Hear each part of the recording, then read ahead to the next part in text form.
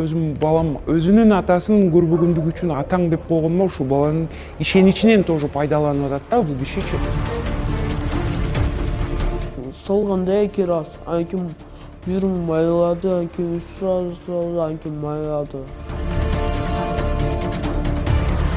Өз кумарын кандырыш үчүн нормальный эле адамдар ошондой ыплас жаман иштерге барат. Менин баламды бирөөнүн аманатын аяган жок да өгөйлүк жасады деп деле айта алам. 157-берене 16 жашка толо элек бала менен сексуалдык мүнөздүү аракеттер жазуу менен кылмыш иши козголуптур. Ошол жакта тамак жасап жүргөн кезде ушул нерселерди жасап коюп атпайбы? Бул мен педофилияны бул мен оору деп деле баалабайт элем.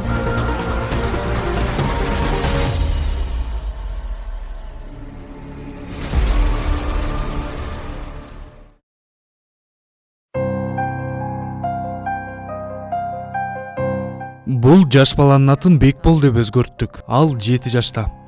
2022-жылы 53 жаштагы өгөй атасы тарабынан зордукталган Бекбол азыркы күнгө чейин жапа чегип, психологиялык жардам алып жаткан учуру.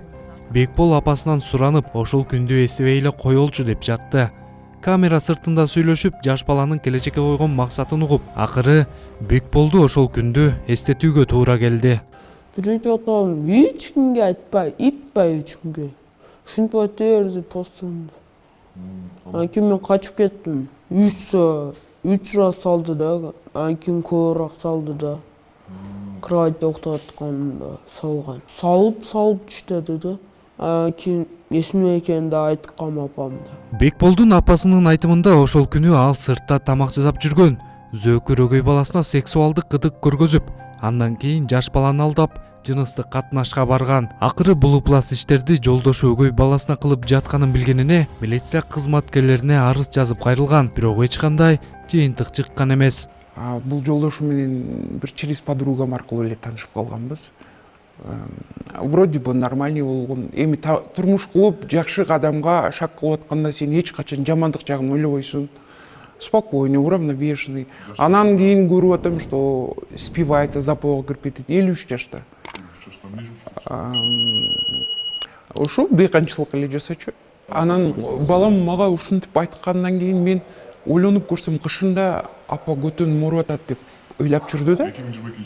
2023-жылы уже жаңы жылдан кийин кайнатам менен кайненем ошко кеткен. Мен запор болуп эле ушинтип атыптыр деп майга ойлоп, вилемамиколь коюп бир 20 күндө ушу баланы дайырлап жүрдүм. Менин баламды бирөөнүн аманатын аяган жок да өгөйлүк жасады деп деле айта алам. Эми педофил, ал больной деп деле айта алам. Мен отчаянная женщина сейчас. Вот что угодно могу сказать, да? Мен уже ошол кишини камап тигибул кылганда да уже успокоилась бы, да? Нет. Менин балам келечекте түшүнүш керек, что акыйкатты добиваться этсе болот деген. Ал мени көрүп эми подражать этип өсөт да ал бала. Үйдө эле болчумун да, мен всегда эле баламдын жанында болчумун.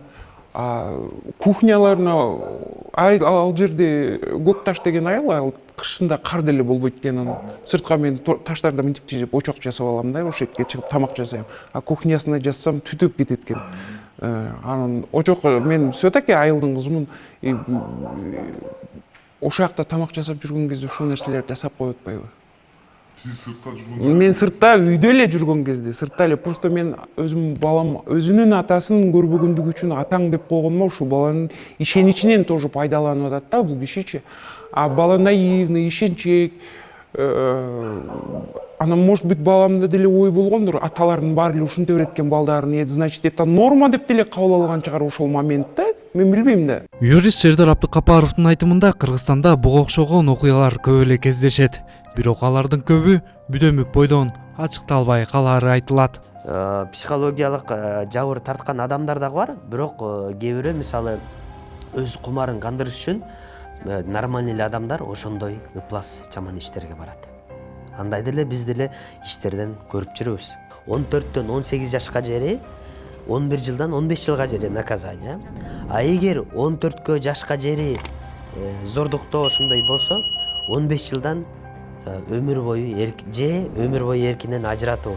Буга чейин блогер Назира Айтбековага купуя жеке каттар соц баракчасына байма-бай келип турган.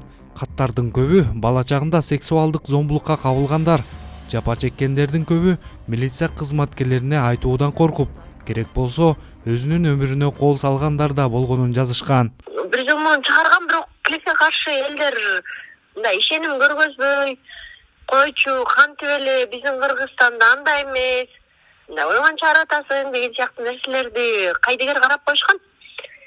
Анан тилекке каршы мен деле мынчалык кат келер, миңдеген кат келди да, мындай кат келерин анан мынча адам ушундай зомбулукка учраганын баамдап отурмун, байкап отурмун. 80 жаштагы абышка өзүнүн небересине тийишип атса, демек ал бүгүн эле тийишип аткан жок да небересине. Демек ошол 80 жашка чыккыча ал кишинин алдынан далай зомбулук өттү деген сөз. Илгери кыргыздар эмне кылган мындайда? Кыргыздар жеңичинен бүтүрүп, кой уят болот, эл эмне дейт деген менен эле бүтүрүп койушкан да.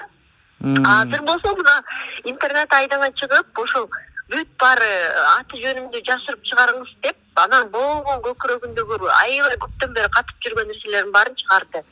Тилекке каршы Кыргызстанда андай нерсе көп экен. Өзүнүн атасынан, өзүнүн чоң атасынан, өзүнүн тай атасынан, бир тууганынан зомбулук көргөн кыз ал дүйнөгө ишенбей калат. Ал эч кимге ишенбей калат. Мен мисалы үчүн жана күч структураларына кайрылгам, милиция кызматкерлерине. Алар болсо маани бербей койду деген учурлар көп да. Кыргызстанда педофилдерди химиялык жол менен бычып салуу мыйзамын киргизүү керектигин буга чейин Жогорку Кеңештин депутаты Улан Бакасов айтып чыккан. Бирок коомчулукта ар кандай кептер айтылып, мыйзам долбоору колдоого алынган эмес. Жогоруда айтылган жабырлануучу Бекболдун апасы бул окуядан кийин жашоосуна коркунуч болуп жатканын айтат. Эң башкысы милиция кызматкерлери зөөкүрдү табып, аны мыйзам чегинде жазалайт деген үмүттө. Ушул биздин структурада, органда иштеген кызматкерлерге аябай капа болуп атамчы.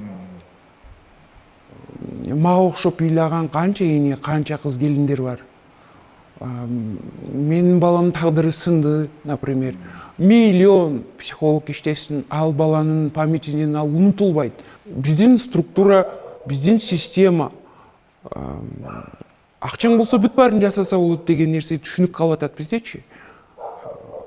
Бул на самом деле МВД менен РОВДун ичинде болуп аткан преступление. Мен кантип айтайын? Азыр мен ушул сөзүмө деле менден бир кыйк издеген аракет жасашат да. И так возможно издеп аткандыр, мен билбеймин. Бирөөлөр жумушунан кетишкене туура келеби, бирөөлөрдүн званиясын алып койгонго туура келеби. Ички иштер башкармалыгынын басма сөз кызматы билдиргендей, аталган жараганга кылмыш иши козголгон. Кыргыз Республикасынын Ички иштер министрлигинин тергөө кызматына баткенден алынып, 157-берене 16 жашка толо элек бала менен сексуалдык мүнөздүү аракеттер жазуу менен кылмыш иши козголуптур.